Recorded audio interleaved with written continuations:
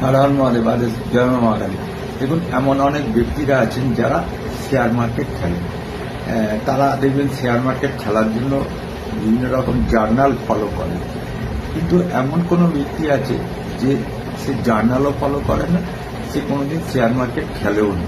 এখন শেয়ার মার্কেটে ইনভেস্ট করতে গেলে একটা জ্ঞানের দরকার হয়, সত্যি কথা। কিন্তু অজ্ঞানী লোকেরা কিভাবে ইনভেস্ট করতে পারে, মানে জন্মকুণ্ডলিতে কি থাকলে পরে যোগটা আপনি শেয়ার মার্কেটে ইনভেস্ট করে লাভবান হতে পারেন, সেটাই আমি বলে দিচ্ছি আপনাদের। দেখুন, আপনার জন্মকুণ্ডলিতে যদি আপনার লগ্ন সাপেক্ষে পঞ্চম স্থানে এবং অষ্টম স্থানে যদি রাহু প্লেসমেন্ট হয়ে থাকে, এক নম্বর।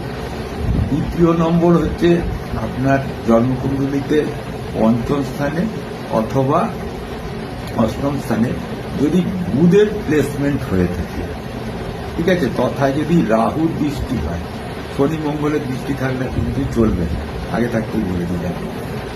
আর একটা সেটা হচ্ছে যে আপনার জন্মকুণ্ডলিতে জন্মছকে লগ্ন সাপেক্ষে একাদশ স্থানে যদি রাহু গিয়ে বসে এবং তথায় পঞ্চমেশ অথবা অষ্টমেশ, মানে পঞ্চম লর্ড অথবা অষ্টম লর্ড যদি বসে থাকে, তাহলে আপনি চোখ কান বুঝবেন, ইনভেস্ট করে দেবেন, আপনাকে কিন্তু প্রফিট দিয়ে দেবে। অনেক যোগ আছে, আমি মেন যোগটা আপনাদের বলে দিলাম, ঠিক আছে।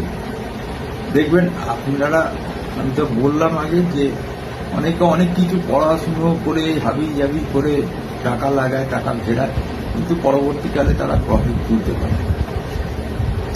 প্রফিট তুলতে গেলে দেখুন, জন্মকুণ্ডলী যে আগে আপনাকে রেকটিফাই করতে হবে, আপনাকে দেখতে হবে যে আপনার পঞ্চমেশ এবং অষ্টমেশের পজিশন এবং আপনার একাদশপতির পজিশন এবং আপনার সর্বাপেক্ষায় যে শেয়ার মার্কেটকে দেখে সেই রাহু কি পজিশন আছে, তবেই কিন্তু আপনি টাকা ভিড়িয়ে বেশ মোটা অঙ্কের প্রফিট কিন্তু আপনি করতে পারেন। হরিওম।